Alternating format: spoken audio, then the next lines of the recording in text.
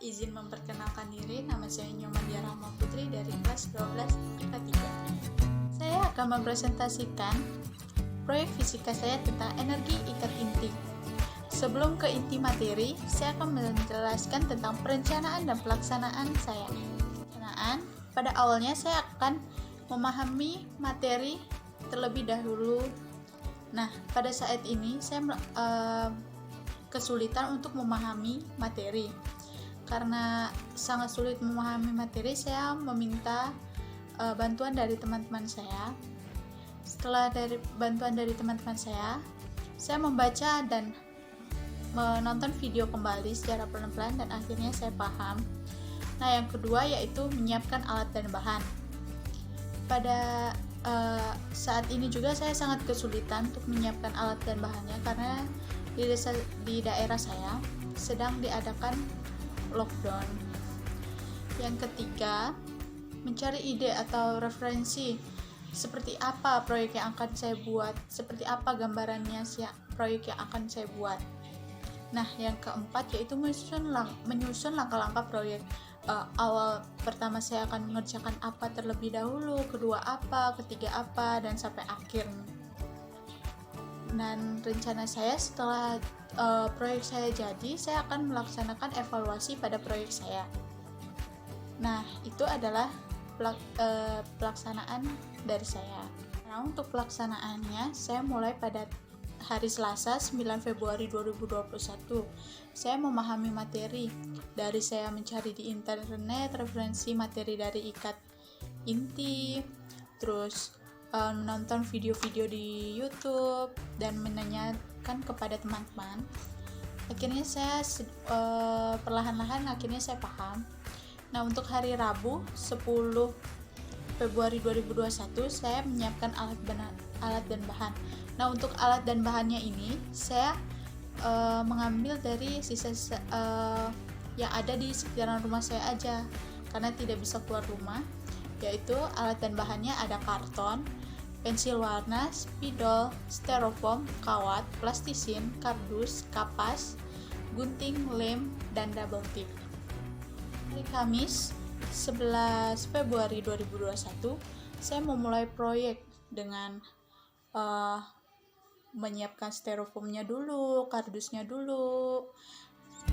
Saya lakukan dengan pelan-pelan dan teliti. Lalu kegiatan ini saya lanjutkan lagi pada hari Minggu 14 Februari 2021 dengan menulis materinya, membuat rangkaian atomnya, terus dan membuat rumus-rumus, menulis-nulis serta sampai saya mengerjakan media presentasi 3 dimensi ini sampai selesai. Pada Senin 15 Februari 2021 saya meminta pertimbangan kepada teman-teman saya seperti apa, kurang apakah saya ini atau apa. Setelah mendapat pertimbangan dari teman saya dan pendapat dari teman saya mengevaluasi lagi media presentasi saya ini. Nah, untuk hari Selasa saya melaksanakan evaluasi kembali dari awal sampai akhir, dan setelah itu saya membuat video presentasi ini. Setelah saya membuat video presentasi ini, saya menyusun teks laporan. Ini adalah rangkaian pelaksanaan dari saya. Yang selanjutnya adalah ada evaluasi. Untuk evaluasi dari saya adalah awal saya sangat sulit memahami materi dan susah menemukan proyek seperti apa yang saya buat. Saya kebingungan di situ sampai akhirnya saya telah memutuskannya. Dan tentang keterbatasan alat dan bahan karena saya tidak bisa keluar rumah, jadi saya menggunakan alat-alat seadanya saja. Nah, untuk kesimpulan dari media presentasi ini dari saya adalah media presentasi 3 dimensi ini sangat memudahkan untuk memahami materi dan mengingat pembelajaran. Contohnya seperti saya yang susah dengan semua tulisan, dengan media seperti ini saya lebih tertarik dan lebih penasaran seperti apakah materi ini, dan saya juga sangat bisa dengan mudah untuk mengingatnya. evaluasi dan kesimpulan dari saya. Selanjutnya kita ke materi intinya.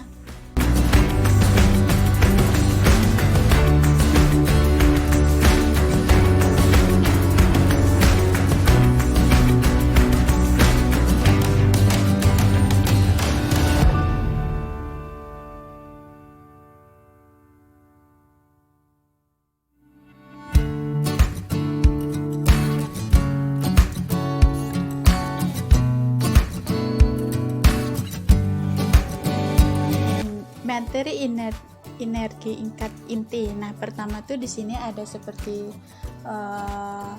rumus-rumus dari energi ikat inti dan defek massa.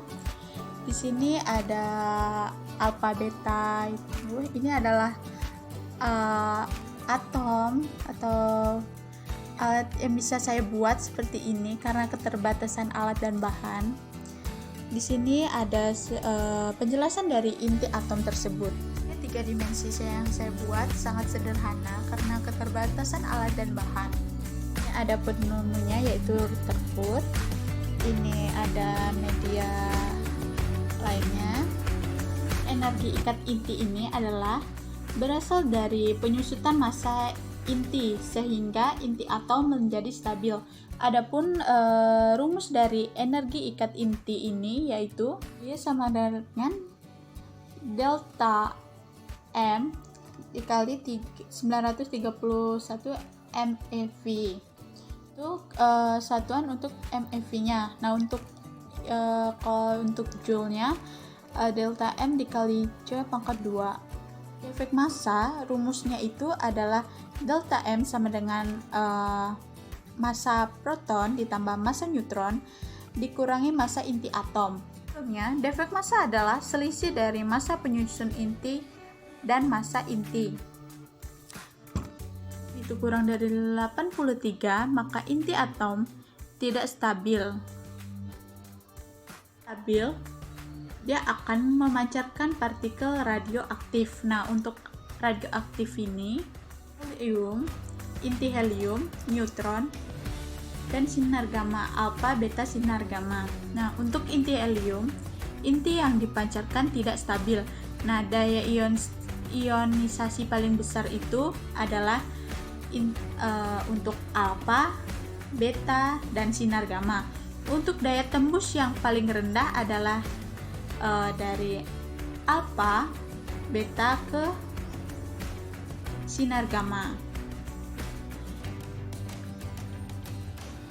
Helium mengalami penurunan 4 nomor massa dan 2 massa atom. Hukum kekekalan massa energi itu ada jumlah massa di kiri reaksi sama dengan jumlah massa yang di kanan reaksi ditambah massa yang berjumlah energi Q. Adalah beta. Itu instabilnya memiliki neutron lebih besar dibanding proton akan membicarakan beta. Gamma ini tidak bermassa dan tidak bermuatan. Atom yang memancarkan sinar gamma tidak mengalami perubahan nomor atom maupun nomor massa. Berlanjut ke sini, inti atom. Pada proton dan neutron sebagai penyusun inti atom disebut dengan nukleon. Nah, untuk jumlah proton dilambangkan dengan Z sebagai nomor atom dan jumlah nukleon atau proton ditambah neutron dilambangkan dengan A sebagai nomor massa.